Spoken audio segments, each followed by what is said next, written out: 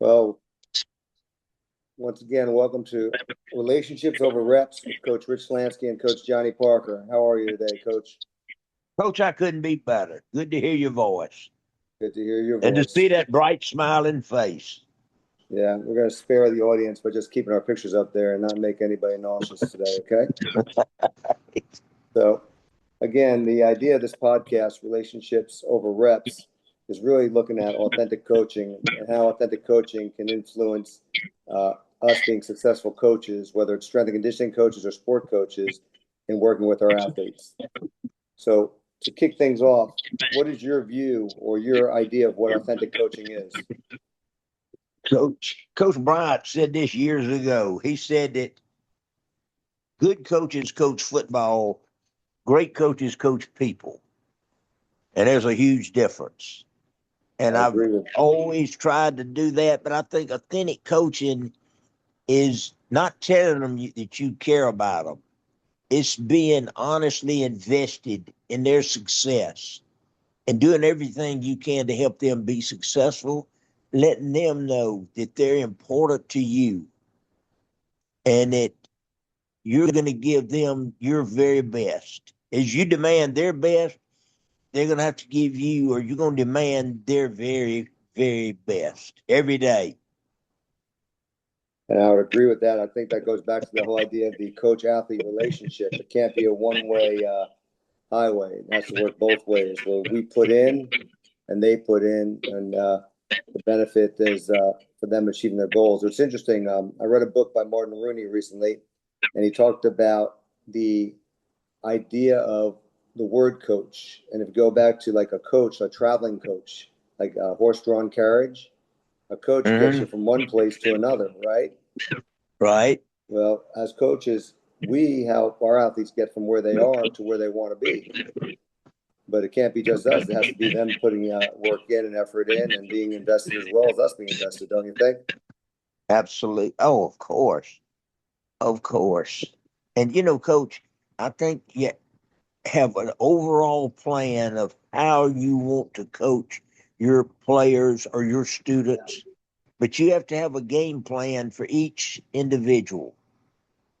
And I did that even back 50, might have been more than that, maybe about 120 years ago when I was teaching ninth graders.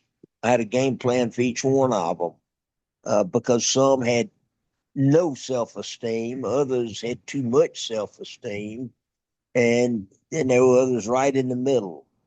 But I think they all needed praise.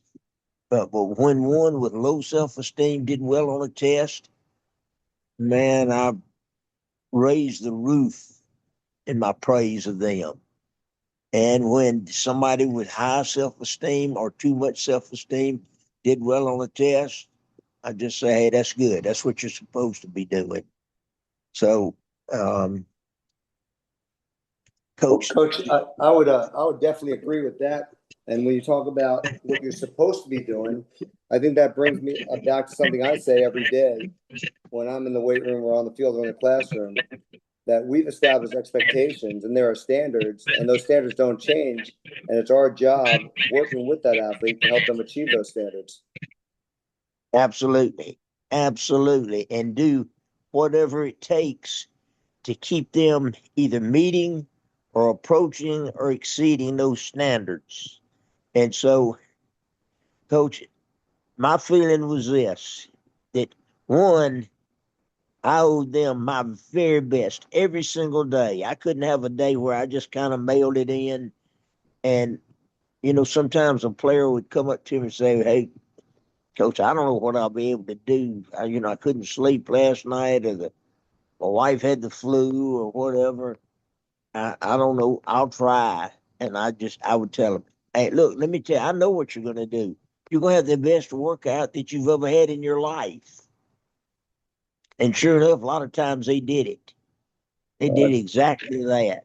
And so it's certainly, there has to be a standard that they all have to meet in terms of effort and but sometimes you had to intervene and get them thinking the right way so that they would, get back up to your standard for And I think at that same time that they should just be justified in expecting us to maintain a standard as far as what we put into them in terms of them. effort, in terms of Absolutely. preparing ourselves, in terms of being ready for them, in terms of being invested in their goals, their dreams, and knowing what the hot buttons are.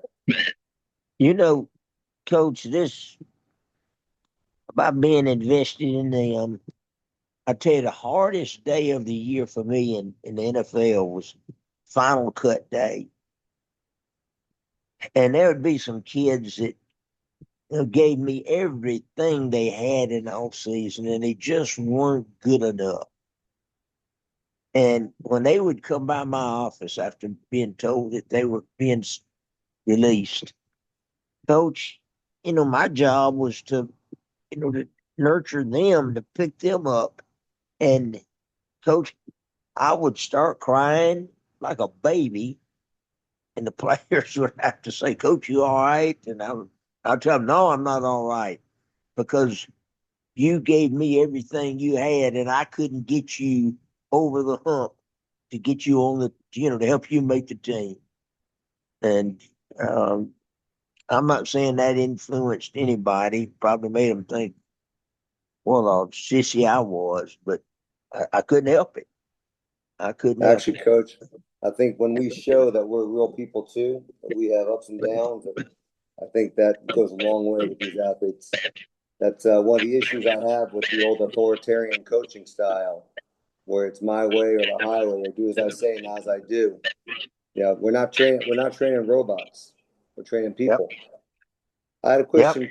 You talked about, let's go back to motivation. How do you think authentic coaching influences the motivational level of your athletes that you've worked Coach, with I over the think it years? has a great influence because, Coach, one, when they know you believe in them, then that makes them maybe take a new look at themselves and think, "Well, gosh, he thinks I can do something." Hey, Coach, and I can already see improvement, so I'm going to do whatever Coach says. But I, um, then when you make them feel special, and that's what your obligation is to every kid, make them feel special, then they expect more of themselves. They say to themselves, "Oh, Coach Lansky thinks I can do something here. Man, I can do better than what I'm doing. I'm going to study more, or work out, pay more attention to technique." Wait a minute, Coach. Come in. Everything in the world Go ahead, Coach. is this authentic coaching has everything in the world to do with motivation, because once they know that you care about them and that you believe in them, then they start to expect more of themselves. And once they do that, you can expect even more of them. Yeah, if I can And get so, I believe that if I can get 53 guys on the team all believing in themselves with high expectations of themselves, we're going to be a powerful team to contend with. absolutely, they'll be hard to stop. But Coach, and not yet. Sam's asking, so. All right, I'll Or again, so Coach, we're talking about the motivational levels. How about motivating us as a coach? I know that when I had a kid win a state title or win a national title or make an international team in weightlifting or, win a state title in wrestling or in football at the high school level, you know, I kind of felt like I was motivated. I was motivated not so much because it's a pat on my back because I helped this kid, but I was motivated because here was a kid that trusted me and he worked hard, and now he or she has achieved their goal, their dream sometimes. absolutely, Coach. And that gave me more Absolutely. motivation to come back next year just as invested in them. No question, Coach. And, you know, uh, when you care about the kids and you don't tell them, you show them. You show them. And it sinks in a lot deeper when you show them rather than tell them. But anyway, coach, when you do coach authentically and care heavily about the kids, then they get to thinking, well, man, coach thinks I can do something. I'm, you know, he believes in me. Nobody's ever talked to me like he has. He thinks I can actually do well in this course or in weightlifting or in this sport. And so, man, I'm gonna try as hard as I can because I don't want to let the coach down. But the ultimate is that Coach Lansky has got me trying as hard as I can, and I like that feeling so much that not only am I trying hard, my best in his class, I'm trying my best in everything I do. Well, I Everything think I'm trying to. Go ahead. I'm sorry. you know as well as I do that, in my opinion, I should say this, in my opinion, not you know as well as I do, but hopefully you would agree that intrinsic motivation, that type of internal motivation that athletes get or develop, takes them so much farther, not just in sport, but in life than external motivation. If all I'm after, Absolutely. if all I'm after is that first place finish at the track meet, You know, Coach, first of all, I agree with everything you've said here ever since I've known you. So I don't even know what you got me on here for because I'm just a parrot kind of repeating you. But Coach, another thing, when you help kids eh, believe in themselves more, when you make them feel special, that's the key to me to the whole thing. When you make them feel special, they expect more of themselves. They expect more of themselves. And then, coach, then you can expect even more of them because now they've developed some ability or some belief in their ability to accomplish more than they ever did when they were, early on in the year. When they were just kind of getting through it and, doing the minimum, trying to survive in some cases. just trying to survive. Well, that brings me to my Coach, next step. I wanted to expand on that a little bit because we talked about our expectations for them. A lot of uh, social media and articles talk about how, oh, we have to treat kids different. Kids are different these days. And my philosophy, my principles said that, one thing is constant, and we need to have a structure and we have to have standards and expectations, and we need to hold kids accountable to that so that they can achieve that. And that doesn't have to be done in an authoritarian approach. That can be done through athlete-centered coaching or authentic coaching. Do you want to comment a little bit about yeah, holding people accountable Coach, to the standards? let me give you an example about what you said about kids maybe just trying to survive. When I was in Sure. Indiana University, we had a lineman named Bobby Itrola from Gary, Indiana, and he had decided that he wasn't good enough to play, and so he was just going to do enough to keep his scholarship. Well, one day during the off season, we're going over to the stadium to run. They dressed in the basketball coliseum, and then we walked over to the football stadium. And back then, we didn't have cell phones. There wasn't a trainer with you every step of the way. So our troller comes over to me when we're just about at the stadium, and it'd take me too long to run back to confirm what he's telling me. I mean, he had me there. He said, Coach Parker, my knee hurts. And the trainer said, I don't have to run stadiums. And coach, I was boiling. I was boiling. I didn't say a word, but I knew I had to think of something. So we got over there to the stadium. And we stretched, warmed up. And then it hit me. I called him up. I said, guys, I troll his excuse from running stadiums because his knee hurts. But I troll him. I know you wouldn't want to be over here just watching your teammates work. I know you'd want to do what you could too. So you're going to wheelbarrow every stadium that they do. And wheelbarrow means somebody picks up your ankles and then you got to walk on your hands. and the top row was 106 rows in that stadium. And I think by the time we got through, that I troll had thrown up on every one of them. But I was back in Indiana a few years ago to consult, and they had a gathering of my guys, and our troller stood up, and he just said, "Coach Parker, I just want you to know that day you made me wheelbarrow those stadiums. You turned a boy into a man, and I want to thank you for it." You know, Yeah. Coach, I mean, that warmed my heart, and that just verified so many things that I believe in, and that obviously you believe in. And, Coach, just to let him stand there and watch, Coach, I mean, there's no way that was going to happen.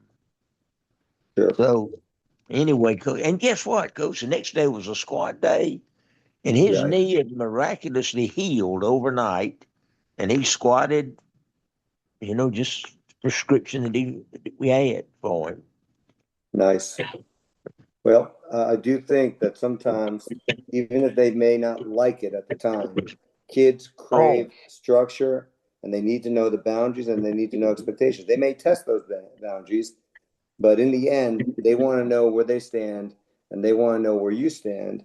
And if you guys, the two of us, can come to an understanding of that, like I expect this from you, and I know you can do it, and I'll be proud of you when you do it, but you need to give me that consistent effort.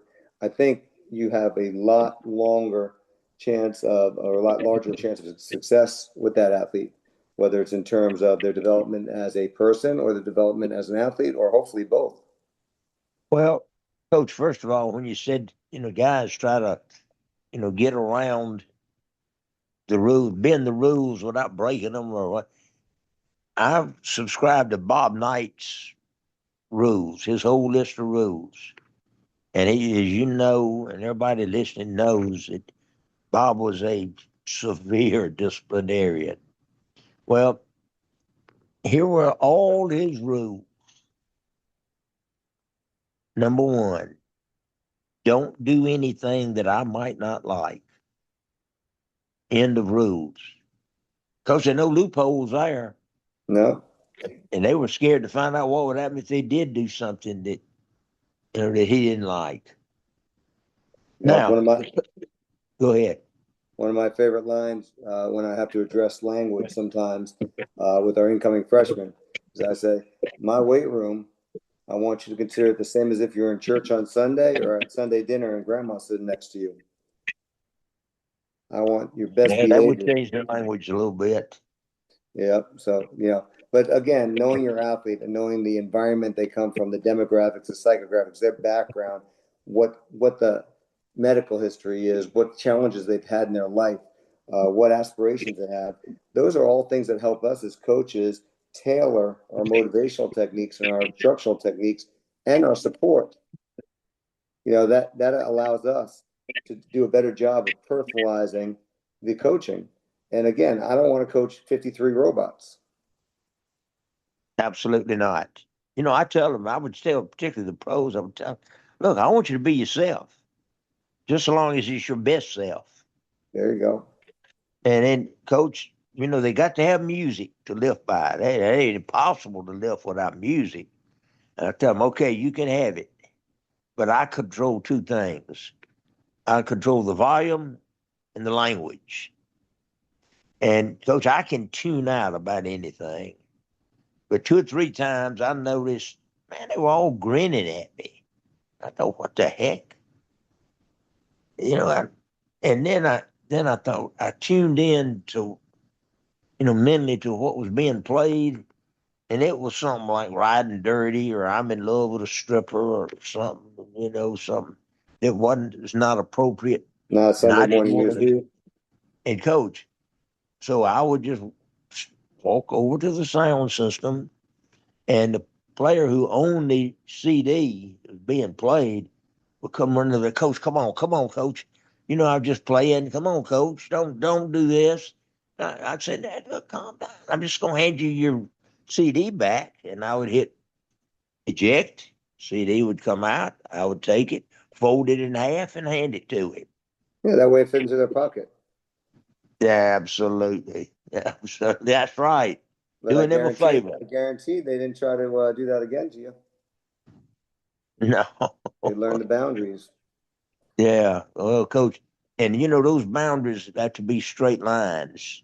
There we They go. can't be blurred. They can't be No, wiggly. They got and to be straight.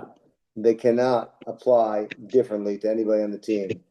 Nope. I need my starters being held to the same standard as my 50-50-50 guys. You know that.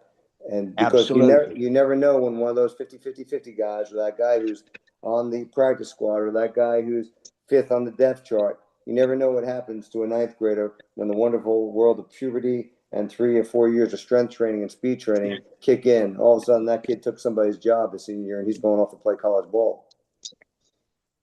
Well, coach, you can take pride in that, in his achievement, and in him probably changing his life. The same token, coach. Here's the thing. I believe, and might be wrong, but I believe when you change their focus and their effort in the weight room or in the classroom, that they become better people,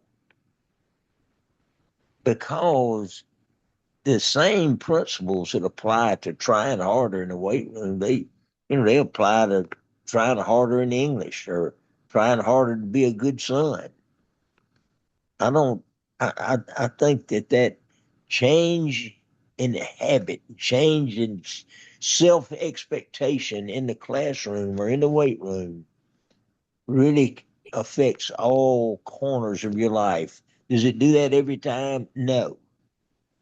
But when you talk to them about it, do they agree? Yes, coach, I know I've got to cut out this, or I've got to not do this. I understand, coach, and coach, stay on me.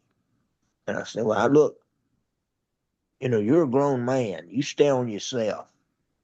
But I don't want to hear any of that stuff. I'm not going to hear it. Oh, Well, here's one for you that goes back to what you were just saying. You're familiar with the New Zealand All Blacks, I'm sure. yes, sir. Rugby team.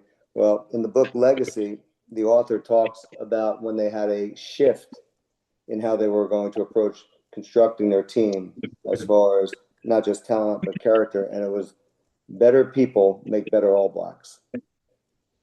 They recruited character, determination, work ethic. They recruited those things first. And there's a lot to be said. I think you and I have talked a little bit in the past about that time that John Wooden was asked about one of his teams, about how good they were compared to other teams.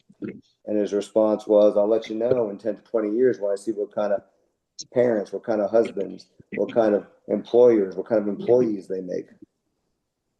Well, if it's just about building muscles, I think we're in the wrong business. absolutely. Absolutely. Coach Parcells used to say, of course, you have to have talent, but I'll take a little less talent to get the right kind of guy, which is, in essence, exactly what you were saying. Yeah. So I'd like to close our session today by just going over a couple of, I call them coaching pillars. And next time we get together in a day or so, we can address a couple of these, but just some food for thought for the people listening too. And I call these pillars of coaching, or pillars of coaching philosophy, but these are things that I think we should expect of our athletes, and our athletes should expect of us as coaching. And they are accountability, reliability, dependability, availability, honesty, consistency, and effort. Coach, So can I tell you once something? again, we're looking at accountability, reliability, dependability, availability, honesty, consistency, and effort. So Coach, those are some can I things tell you that I would something like there? to look at. I just exposed my own ignorance here, but I don't know the difference between any of those. Well, I Me, think they're all the they're same all thing. part of the wheel.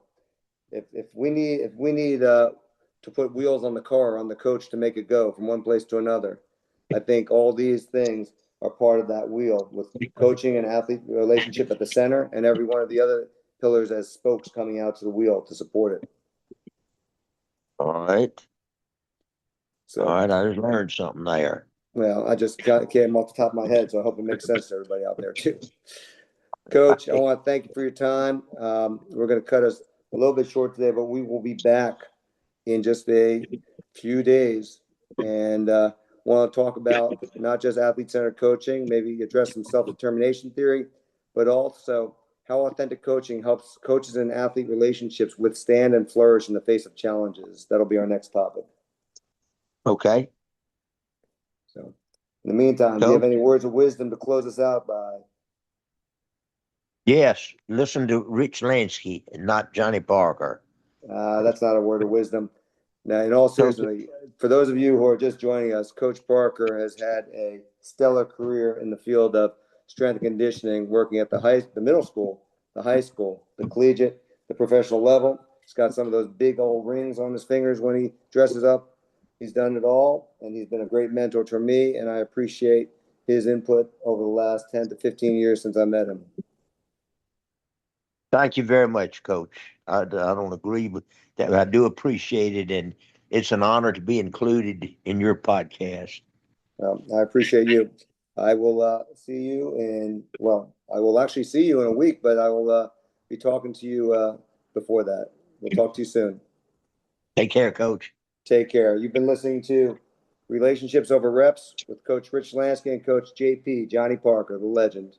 You all have a great week and be authentic. On behalf of Coach Parker and myself, thank you for joining us. We'll see you next week.